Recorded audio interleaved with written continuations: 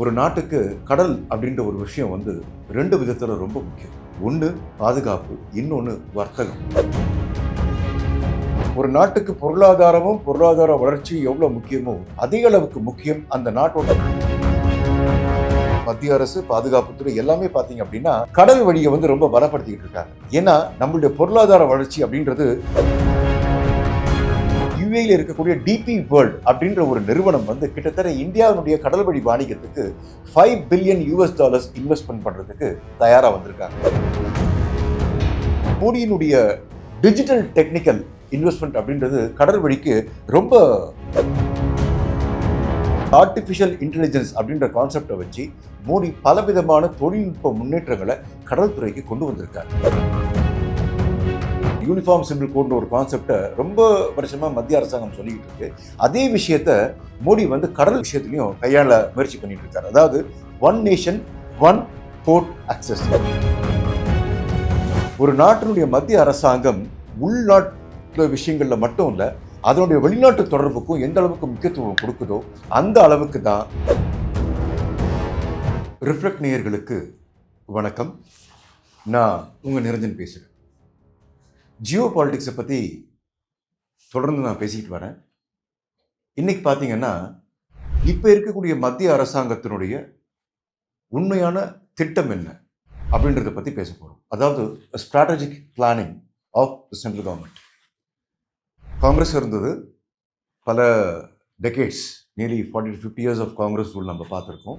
ஆனால் 2014 இருந்து 2025 இந்த காலகட்டத்தில் BJP has taken charge of India.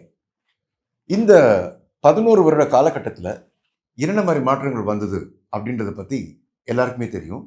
இப்போ நான் குறிப்பாக பேச போகிற விஷயம் அப்படின்னு பார்த்தீங்கன்னா maritime policy of central government or our prime minister mister Modi. அதாவது கடல் வழி பாலிசி என்ன? எப்பவுமே பார்த்தீங்கன்னா ஒரு நாட்டுக்கு கடல் அப்படின்ற ஒரு விஷயம் வந்து ரெண்டு விதத்தில் ரொம்ப முக்கியம். ஒன்று பாதுகாப்பு, இன்னொன்று வர்த்தகம். அதாவது செக்யூரிட்டி அண்ட் எக்கனாமிக்ஸ். இது ரெண்டுமே கடல் சார்ந்த விஷயம் அப்படின்னு சொன்னால் அது நிச்சயமாக மிகையாகாது. அதுக்கு என்ன காரணம் அப்படின்னு கேட்டிங்கன்னா உள்நாட்டில் இருக்கக்கூடிய பலவிதமான இண்டஸ்ட்ரீஸ், இதுக்கு உண்டான ரா மெட்டீரியல்ஸ் வந்து நிறைய கடல் வழியாக தான் ஒரு நாட்டுக்குள்ளே வரும். இந்தியாவும் அதுக்கு விதிவிலக்கு இல்லை. ஸோ வி ஆர் இம்போர்ட்டிங் நிறைய விஷயங்களை, நமக்கு தேவையான ரா மெட்டீரியல்ஸை மற்ற நாடுகள்லேருந்து இம்போர்ட் பண்ணுறோம். அதில் எல்லாருக்கும் தெரிஞ்ச விஷயம் க்ரூட் ஆயில். இந்த க்ரூட் ஆயில் இருந்து தான் நிறைய விஷயங்கள் தயார் பண்ணப்படுது. பெட்ரோல், டீசல், எல்பிஜி, இப்படி பல விஷயங்கள் வந்துட்டு, தின்னர்ஸ், அதாவது பெயிண்ட் இண்டஸ்ட்ரிக்கு தேவையான தின்னர்ஸ், இது எல்லாமே. அதே சமயத்தில் பார்த்தீங்கன்னா ஒரு நாட்டுக்கு பொருளாதாரமும் பொருளாதார வளர்ச்சியும் எவ்வளோ முக்கியமோ அதிக அளவுக்கு முக்கியம் அந்த நாட்டோட பாதுகாப்பு. கடற்படை அப்படின்ற ஒரு விஷயம் வந்து ஒரு நாட்டுக்கு ரொம்ப முக்கியம். அதை இப்போ இருக்கக்கூடிய மத்திய அரசு ரொம்ப தெளிவாக புரிஞ்சுக்கிட்டு இருக்குன்னு தான் நம்ம சொல்லணும். எப்படின்னு பார்த்தீங்கன்னா சமீப காலத்தில் நம்மளுடைய பிரதமர் மோடி பல விஷயங்களை இந்த கடல் பாதுகாப்புக்கும் கடல் வழி வாணிகத்துக்கும் கவனம் செலுத்தி இருக்கார். குறிப்பாக பார்த்தீங்கன்னா கிட்டத்தட்ட 70,000 கோடி இந்த கடல் விஷயத்துக்கு மட்டுமே மத்திய அரசாங்கம் வந்து அங்கீகாரம் கொடுத்துருக்கு. என்னன்னு பார்த்தீங்கன்னா மெயினாக அதில் பார்த்தீங்கன்னா வந்து ஷிப் அண்ட் ஷிப் பில்டிங். இப்போ சமீபத்தில் மும்பையில் நடந்த ஒரு பெரிய மாநாடுக்கு நம்முடைய பிரதமர் மோடி போயிருந்தார். உலக அளவில் இருந்து கிட்டத்தட்ட 80 சிஇஓஸ், அதாவது இந்த 80 நிறுவனங்களுமே கடலும் கப்பல் சார்ந்த விஷயங்கள் தொழில் செய்யக்கூடிய நிறுவனங்கள். அதாவது ஷிப் பில்டிங், கப்பல் சம்பந்தப்பட்ட விஷயங்கள் தயாரிக்கிறது, கப்பலையே தயாரிக்கிறது, இப்படிப்பட்ட 80 நிறுவனங்கள், உலக அளவில் இருக்கக்கூடிய 80 நிறுவனங்கள் சார்ந்த சிஇஓஸ், சீஃப் எக்ஸிக்யூட்டிவ் ஆஃபீஸர்ஸ் வந்து அந்த மாநாட்டில் கலந்துட்டாங்க. பாம்பேயில் நடந்தது. அப்போ மோடி பேசும்போது கிட்டத்தட்ட 2.2 lakh crores வந்து இந்த இண்டஸ்ட்ரிக்கும் ஆக ஒதுக்கியிருக்கார். கிட்டத்தட்ட கரெக்டாக சொல்லணும் அப்படின்னா 24 பில்லியன். இதை வந்து ஹிஸ்டரி ரிப்பீட்ஸ் இட் செல்ஃப் அப்படின்னு சொல்லுவாங்க.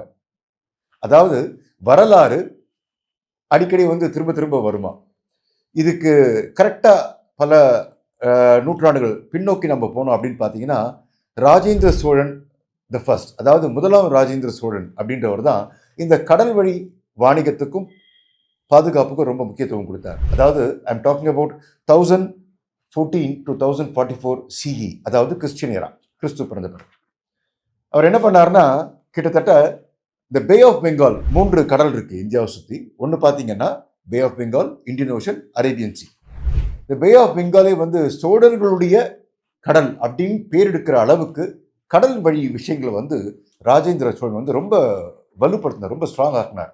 அதையே தான் இப்போ நம்மளுடைய பிரதமர் மோடியும் வந்து ஸ்ட்ராங் ஆக்கிட்டு இருக்காரு. இதை எப்படி சொல்லலாம்? செஸ் உங்க எல்லாருக்கும் தெரியும். நம்முடைய பிரதமர் மோடியினுடைய சதுரங்க சாதுரியம்னு சொன்னா அது மிகையாகாது. அந்த அளவுக்கு எல்லா வகையிலையுமே இந்தியாவை சுற்றி அவர் வந்து ஸ்ட்ராட்டஜிக் பாயிண்ட்ஸை வந்து ரொம்ப வலுப்படுத்திட்டு வரார். நிறைய எதிரிகள் இப்போ சமீப காலமாக இந்தியாவுக்கு உருவாக்கி இருக்காங்க. அப்படி இருந்தாலும் மோடி வந்து அதை நல்லா தெரிஞ்சுக்கிட்டு இப்போ இருக்கக்கூடிய மோடி மட்டும் இல்லை, மத்திய அரசு, பாதுகாப்புத்துறை எல்லாமே பார்த்தீங்க அப்படின்னா கடல் வழியை வந்து ரொம்ப பலப்படுத்திக்கிட்டு இருக்காங்க. ஏன்னா நம்மளுடைய பொருளாதார வளர்ச்சி அப்படின்றது ரொம்ப முக்கியம்.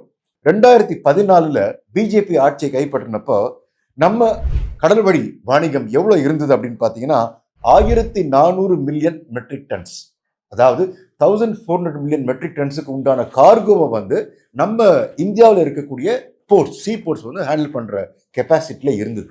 ஆனால் அதே 11 வருஷத்துக்கு அப்புறம் 2025 பார்த்தீங்க அப்படின்னா கிட்டத்தட்ட 2762 மில்லியன் அளவுக்கு வந்து வளர்ந்துருக்கு. அதாவது 2762 மில்லியன் கூடிய கார்கோ ஹேண்டில் பண்ணுற அளவுக்கு நம்மளுடைய போர்ட்ஸுடைய கெப்பாசிட்டி வந்து வளர்ந்துருக்கு.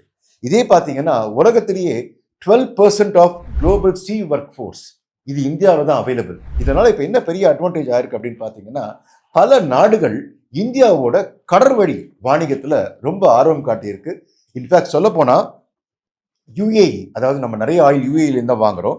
அந்த யுஏஇ வந்து யுஏஇல இருக்கக்கூடிய டிபி வேர்ல்ட் அப்படின்ற ஒரு நிறுவனம் வந்து கிட்டத்தட்ட இந்தியாவுடைய கடல்வழி வாணிகத்துக்கு $5 பில்லியன் இன்வெஸ்ட்மெண்ட் பண்ணுறதுக்கு தயாராக வந்திருக்காங்க. அடுத்தது பார்த்தீங்க அப்படின்னா இன்னொரு கம்பெனியும் இதே மாதிரி பெரிய அளவில் இன்வெஸ்ட்மெண்ட்டுக்கு வந்திருக்கு.